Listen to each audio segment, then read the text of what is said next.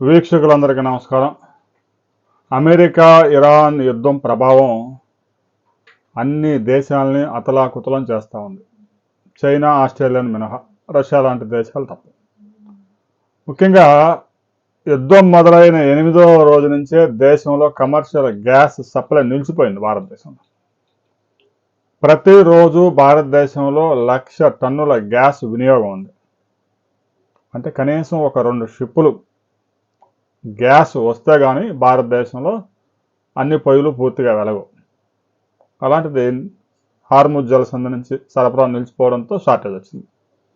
గృహ వినియోగానికి ఏదోలా నెట్టుకొస్తా ఉన్నారు.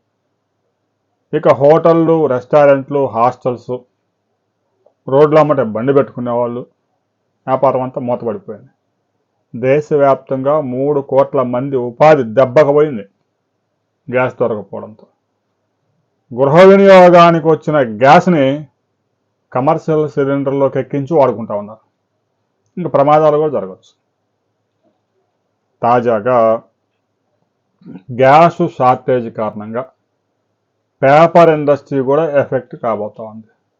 పేపర్ ప్రింటింగ్లో గ్యాస్ పెద్ద ఎత్తున ఉపయోగిస్తారు.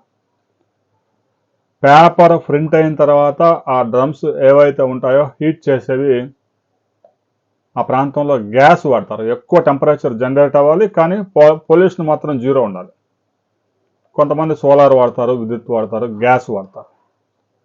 గ్యాస్ షార్టేజ్ వచ్చింది. గ్యాస్తో డ్రమ్స్ హీట్ చేసి ఆ ప్రింట్ అయిన తర్వాత ఆ ప్రింటింగ్ వెంటనే ఆరిపోవాలి. లేదంటే మరలా అవి రోల్ అయినప్పుడు ఈ ప్రింట్ పోయి ఇంకో పేపర్ పడి అది చదవడానికి పనికి రాకుండా పోయింది. అందువల్ల ప్రింట్ కాగానే దాన్ని హీట్ మీద తీసుకెళ్తారు కాబట్టి అక్కడ పెద్ద ఎత్తున గ్యాస్ కానీ విద్యుత్ డ్రమ్స్, కరెంటు, కొంతమంది అయితే కరెంటు వాడుతున్నారు. ఎవరైతే గ్యాస్తోని ఆ ప్రింటింగ్ చేస్తూ ఉన్నారో ఆ ప్రింటింగ్ మొత్తం నిలిచిపోయే ప్రమాదంలో పడింది. ముఖ్యంగా సండే మ్యాగజైన్స్, బుక్స్ ఈ గ్యాస్ ఉపయోగించి ఎక్కువగా ప్రింటింగ్ చేస్తూ ఉంటారు. ఆ ప్రింటింగ్ న్యూస్ పేపర్లలో కూడా గ్యాస్ దొరకడం లేదు. బాగా ఇన్ఫ్లుయెన్స్ కలిగిన వ్యక్తులే న్యూస్ పేపర్ ప్రింటింగ్ వేసేవాళ్ళంటే అంత సామాన్యులేం కాదు. అయినా మార్కెట్లో కమర్షియల్ గ్యాస్ దొరకడం లేదు. ఏదో నానా తంటాల బండి ఎట్టుకొస్తూ ఉన్నారు. కానీ రాబోయే రోజుల్లో ఆదివారం బుక్స్ మాయంగా ఉన్నాయి. వారికి కూడా మంచి అవకాశం వచ్చింది. ఆ బుక్స్ అయితే ప్రస్తుతానికి అయితే నిలిపివేసే అవకాశం ఉంది.